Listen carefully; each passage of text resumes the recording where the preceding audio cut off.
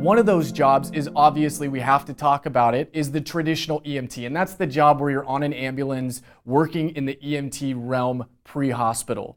Now that can be a wide variety of realms within that realm, where you could be working on what's known as a single role EMT ambulance. And that's where you're working with dual EMT. So it's myself as an EMT per se, and then I have another EMT that's sitting right next to me, and we're running on what's known as a BLS ambulance, or basic life support ambulance.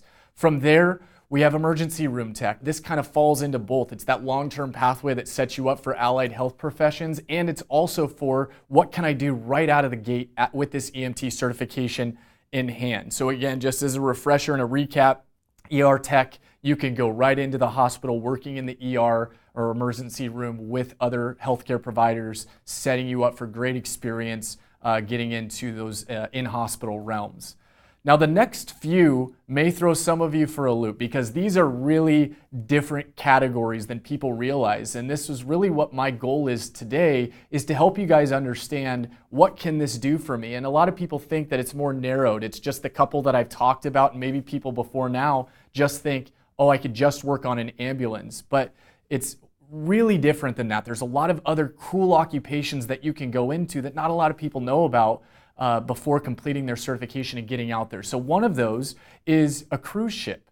Believe it or not, we have EMTs, paramedics, and nurses on cruise ships. There's teams out there that are just cruising the seas with all of these people on vacation, and it's pretty obvious why, right? We have people on cruise ships that get sick. We have people that get injured, and because they're not at a port per se, where they're not able to get to help right away. And even if a helicopter was to come land and take them, it would still be quite some time depending on where they're located. So they actually have EMT realms on the cruise ship. Not a bad gig if you ask me, because you still have to have days off. And on your days off, there could be worse places to be than on a cruise ship.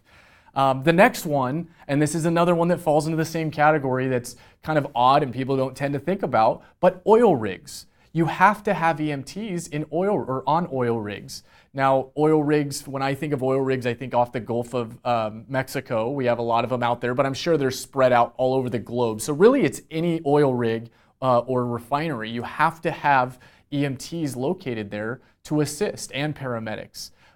Obviously, those jobs, as you can imagine, are going to pay a little bit more than, say, your traditional EMT jobs, because it's requiring or requesting a lot more from you, where you're offshore and you're going to be there for a lot of days, where unlike on an EMT ambulance, you can go home at the end of the day. On these oil rigs or, say, cruise ships that I talked about a second ago, you're not able to just go home. So it could be weeks or even months sometimes. So those are going to pay a little bit more than your traditional EMT jobs. And as far as pay goes, I'm sure you're wondering, okay, what's these jobs pay? I'm actually going to get into that here in a little bit with you guys to kind of fill that information in. Last couple here. So the next one is casinos.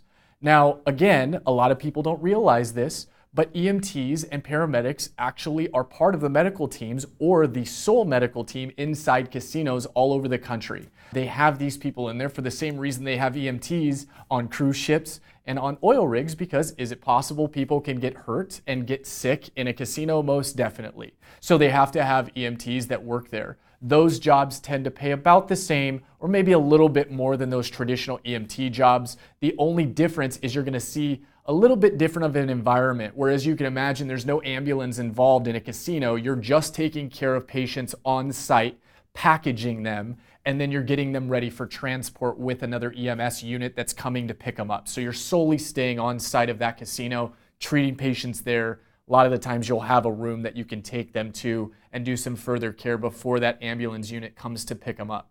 Now the last one is Ems Educator, another one that's near and dear to my heart, because this is the pathway that I took. Like I said earlier, I was in fire and EMS for years, and then I transitioned into the Ems Educator role. Now, obviously, you're not going to be finishing the EMT program and then you're teaching an EMT program. Not a lot of people feel comfortable with that on the educator side, and students probably wouldn't feel too comfortable with that either. You got to get some experience under your belt before you get in there. So mainly what I'm referring to is something that I did shortly after EMT school, and it's not necessarily teaching EMT lectures, but it's going into the CPR realm. You could become a CPR instructor right out of EMT school, and the reason being is A, you have your CPR certification, it's a prerequisite for EMT school, and now you have your EMT certification in hand. Now, yes, it is probably beneficial for you to get a little bit of experience under your belt as an EMT beforehand so you have something to draw from, but you are considered a true content expert with CPR. If you really look at it, EMTs and paramedics, that's their bread and butter. So they're expected to be very knowledgeable and very insightful when it comes to CPR components and all of the numbers and regulations that come with it. So another job that you can do, and this is something that you can do on the side. You could be working in one of those other realms and then teaching CPR sporadically to keep up your skills and really educate the public, falling into that community aspect and educating in CPR.